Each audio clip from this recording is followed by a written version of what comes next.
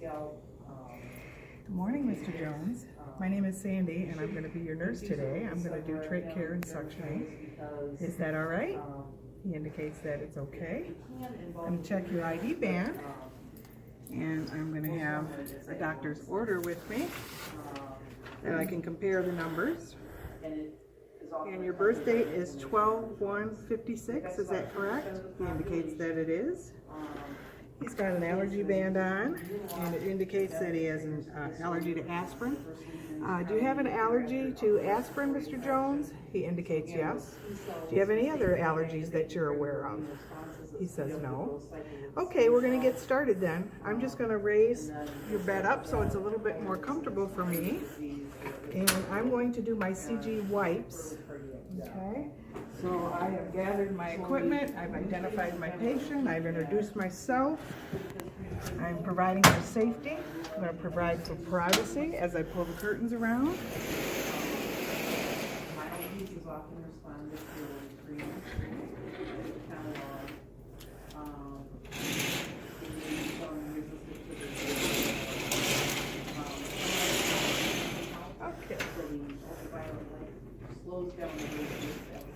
I'm going to raise the bed up a little bit higher. Usually treat psoriasis, they use heart preparations because that impedes the proliferation of the skin cells. All right. Things like I'm going to rail down. Okay, Mr. Jones. First, I'm going to take a listen to your lungs and see how they sound this morning. What they call PUVA therapy in combination with that. And again, it's a light therapy.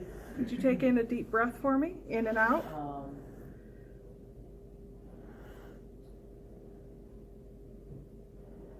Uses the ultraviolet light in combination with the PUVA drugs, and it helps to reduce the outbreaks of the size of the psoriasis. All right. I hear some crackles down there. You've got a little bit of secretions we can get. Alrighty, I'm just going to get my equipment ready. He has an O2 sat monitor on, and he's satting in the 90s right now. He's 93%. I'm going to turn my suction canister on to regular, and when I turn this on, it should go up to the yellow between 75 and 115. To check it, I occlude my suction tubing, and as long as it stays in the yellow, and this is not set up for purposes of training, it should stay in the yellow, and that's how I know I'm going to have enough suction when I go to suction the patient. Okay? Then I can set this here, and then I'm going to turn my oxygen. He's on 3 liters right now. I'm going to turn it up to 10. Okay? And I'm also going to remove the suction from immediately around his trach collar. I'm going to pull it anywhere between 4 and 6 inches away from where he is. That gives me a little bit of working room. It's okay if I remove your pillow? All right, it's okay. I'm going to remove his pillow, and then that again gives me a little bit more room to work with. Okay? All right, sir, I'm just going to get my equipment ready. You doing okay? He indicates that he is. When I open my sterile equipment, I open it away from myself. I'm going to loosen the lids on my sterile water and my hydrogen peroxide before I begin.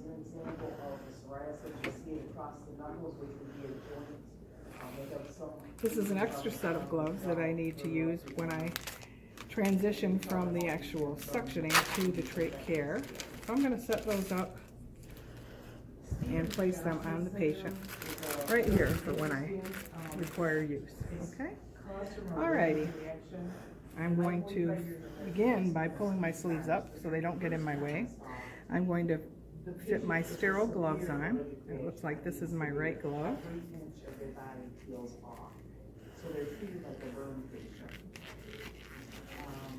Okay, go under the cuff and get my second glove. Okay, and this is something that I do. This is my dirty hand, this is my clean hand. You don't have to do that, it just makes me be cognizant of it. Here in my kit is my suction catheter, which has to remain sterile. So I pick up my sterile field and place that back in the container.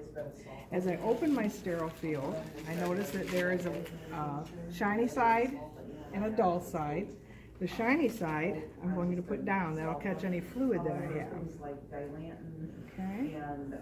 Now I'm going to take everything else out of my kit and get it separated. I should have a bristle brush for cleaning the trach. I should have 2 cotton swabs for cleaning the site, the stoma, and I should have 2 pipe cleaners. Now I'm going to take advantage of this time that both of my gloves are still clean, and I'm going to bend the pipe cleaners in half and kind of crimp it at the end there, because these have to go inside of the tracheostomy catheter. Okay. All right. This is an old-fashioned trach tie. I'm not going to use that, so I'm going to get rid of it. This is my new sterile dressing. And these are extra 2x2s or 4x4s that I will use if I need to clean up anything. Okay? We talked about fluids. I've got 2 fluids here. This is hydrogen peroxide. Dirty hand, I'm picking it up. And I'm placing it here under my arm, allowed to do that. Remove it with this hand. Cap up. I'm going to pour a lip. Pour a lip. Okay, to make sure I have sterile. And then I'm going to go and fill the larger vessel halfway. I'm going to fill one of the smaller vessels all the way with hydrogen peroxide. Then I'm going to place the lid back on top. And I can give it a little twist, but I don't have to secure it right now. Now I'm going to do it without lifting with this hand, because I've already loosened that. I always stay away from my sterile field. I do not cross over my sterile field. I pour a lip, pour my lip. Then I fill this container, the other half with water, and then the other vessel here with water, sterile water. Okay? And then I return my kit. Okay. Next thing I have to do is I have to remove the trach cannula, the inner cannula from the tracheostomy. So I'm going to tell the patient that I'm doing that. Mr. Jones, I'm going to be removing the trach, and I clip the 2, I pull the 2 clips here, and I pull this out. Again, it's usually a staph infection. When you squeeze them or when they burst, you see that greenish, yellowish, thick, purulent greenish. It smells usually. You can get them anywhere. Okay, that was very difficult to pull out. It will not be that way on a patient. You'll notice once I get it clean or get it a little bit moistened up, it'll be much easier. Okay? But now is my opportunity to then clean or suction out the lungs, excuse me. So I grab my catheter with my sterile hand, okay, making sure that I have the end of the catheter in my hand as well to make sure that it does not get contaminated. I grab my suction tubing and hook the 2 together, give it a little twist to make sure it's a tight seal, and then I untangle this suction catheter, which again is sterile, and I want to make sure that there is no defect in this catheter itself, so I'm going to put it in the sterile water, and I'm going to occlude it with my dirty hand, and I should see fluid going up through the tubing and into the collection device there. I see that, so that means my catheter is in working order. Okay, Mr. Jones, I'm going to begin suctioning. Are you ready? He indicates that he is. His O2 sat is 93%.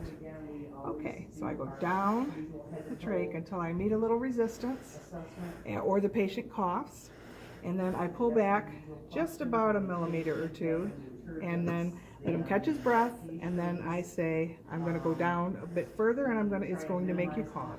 Okay, are you ready? He's ready. So I go down and I get the catheter down as far as I can without contaminating myself. I'm staying away from this plate here. Okay, I get it down as far as I can, then I occlude as I suction. 1002, 1003, 1004, 1005. I release so the patient can catch his breath. You notice that I did a circular motion. That helps to clean the outside of the tubing. Okay, I'm going to go again, occlude, 1002, 1003, 1004, 1005. I release and let him catch his breath. Bring my fingers back down to the base of the trach, and then I'm going to go one more time. I occlude 1002, 1003, 1004, 1005. Okay, I can do that as many times as I feel necessary. If I go down once, I must at least go down twice. Sometimes the first time you go down, you are simply loosening things up, and you might get more on your second pass. Okay, and you notice that I counted 1000 up to 5 each time. That's when I let the patient catch his breath. And then you need to suction anywhere between 10 and 15 seconds. Okay, so anywhere between the second and third pass is okay. All right, I'm going to now put this into, again, my sterile water, and I'm going to occlude it, and I'm going to clean the catheter of suction of sputum.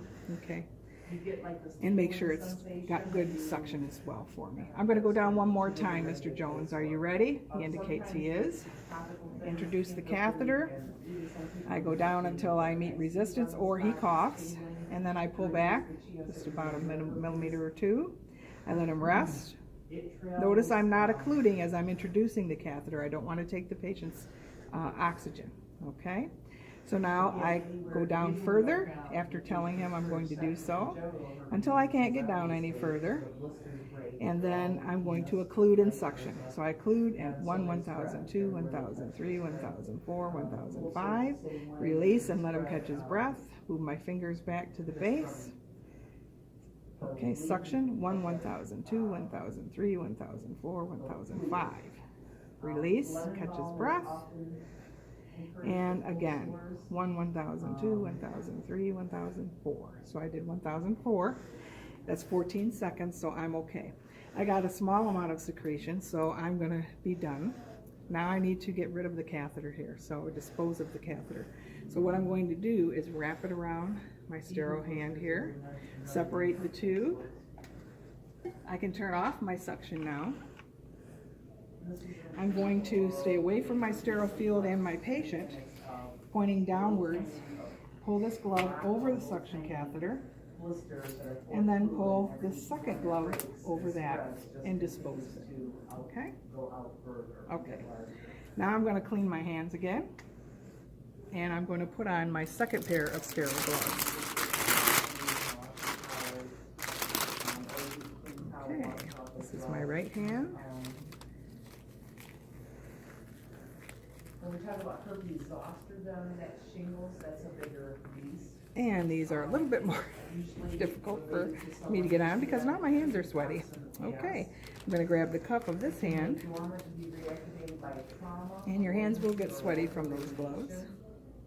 It's very high risk in immunocompromised patients. There is a herpes zoster vaccine. However, once I get this down, I can adjust my fingers as necessary. Usually there's an aching or discomfort along a nerve pathway. Okay, and making sure that I don't touch the skin and contaminate. Okay, again, dirty hand, clean hand. So now I'm going to clean the trach.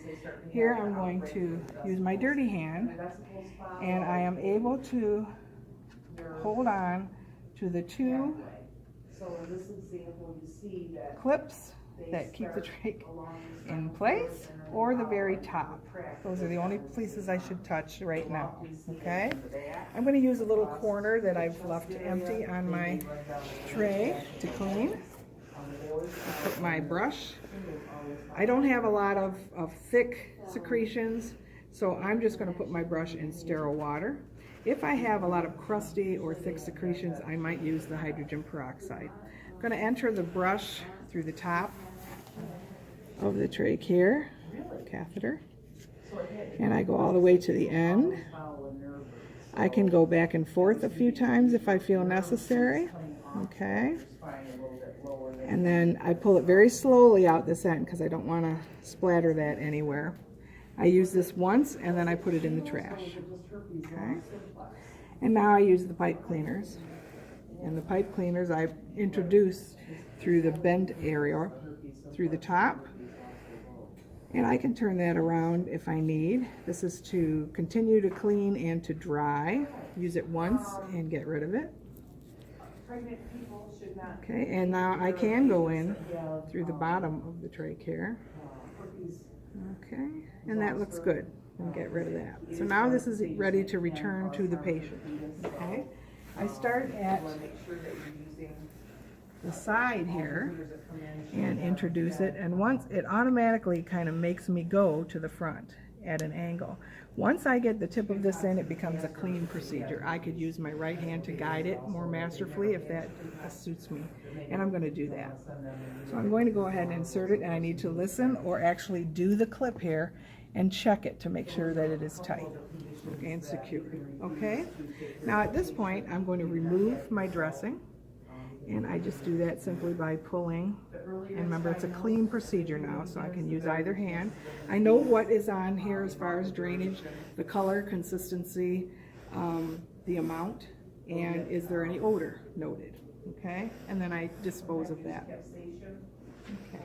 Now I'm going to take my Q-tips and I'm going to moisten them in the sterile water, because when I remove and I look at the site, I don't see crusty drainage. Is carefully move the plate here just so that I can see, and I get in right up next to the stoma. I must be touching the stoma because that's what I'm cleaning. Okay, and I do a C. A C from here to here on the top is easier. You do that one swipe and you dispose of it. And I'm going to do one from the bottom as well. Okay. Once around, and then I dispose. Okay. And how are you doing, Mr. Jones? You're doing okay? And he indicates that he's okay. And I've been monitoring his O2 sat, and he's still in the 90s, although his oxygen is here, but it's at 10 liters a minute instead of 2. Okay. So now what I need to do is to change my trach tie. Now my hands are both able to be used here. This I opened on my way to setting up my tray. Okay. These are Velcro. They're very nice to use. The thing to remember with these is, with these posy, are to make sure that the wording is on the outside of the patient's neck. That way, when you get it all threaded and in there, your Velcro will be the right way. Mr. Jones, I'm just going to lift your head for a moment, and I'm going to put a new trach tie on here. And you might ask yourself, why didn't I remove this one? What we need to do is introduce from bottom to top here, through the little slat, the new trach tie. Let's see. It's very nice if you have hemostats at this point. Okay, but I get it through and I pull it through and I pull it all the way here to where I can't get it anymore, and then I adjust it. Okay, attach my, and then I'm going to do the same thing on the other side. Now I can reach over my patient, but I need to say pardon my reach. So if you can reach it from this side of the bed, you can do so. Otherwise you can go to the other side. Okay, and I'm going to again introduce this from the bottom up. Oh, and if you have issues, you may want to bend this, put a little bend in it, and that'll keep it there. That was much easier. Then I grab here and I secure it. Now it's safe for me to take the other one off. And when I introduced that question a moment ago, why did I not take the others off first? In case my patient would get into a coughing jag, and this trach is not sutured in anymore. So I wanted to make sure that the trach is going to stay in place. Okay, so now I can safely take off the old It can be a carryover from the athlete's I just foot. loosen It it can be a complication and pull it of through. diabetes. And pardon my reach. Artificial nails can cause nail fungus. So And I dispose of the old. Okay, and now I need to make sure this is tight enough but not too tight. So what needs to happen is I need to get 2 fingers on each hand securely in here, but look, that's a little bit too loose, isn't it? So what I need to do is to tighten this side just a bit, because if I get 2 fingers from each hand in there, that means it's tight enough to hold it securely, but not too tight that it's going to irritate the patient. So I check again. I'm able to do that. Okay, so that's good. All right, now let's get our new dressing. And I want to make sure that I can see where my balloon is. Okay, that's telling me that my trach is in place with the cuff that's inside. I simply get this on one side and I pull it up. Excuse my reach, sir. And I do the same thing on the other side. And again, hemostats would come in handy if you have some. And just please make it look pretty. Make sure that it is not clumped so that it irritates the patient and it is securely around the stoma. Okay, now I'm finished with my suctioning. I'm going to first turn down my oxygen from 10 liters back down to 3 liters. And then I'm going to return the oxygen to the trach. Okay, that's there comfortably. I've already turned off my suction here. I'm going to replace the patient's pillow. Here you go, Mr. Jones. You feel like you're breathing a little bit easier? And he indicates yes. So now I'm going to just listen to his lungs one more time and see whether I made a difference. Remember, sometimes you may not. You may not make a difference, but it's important that we do continue to suction this patient as ordered. Can be spread from animal to human and human to animal. I will tell you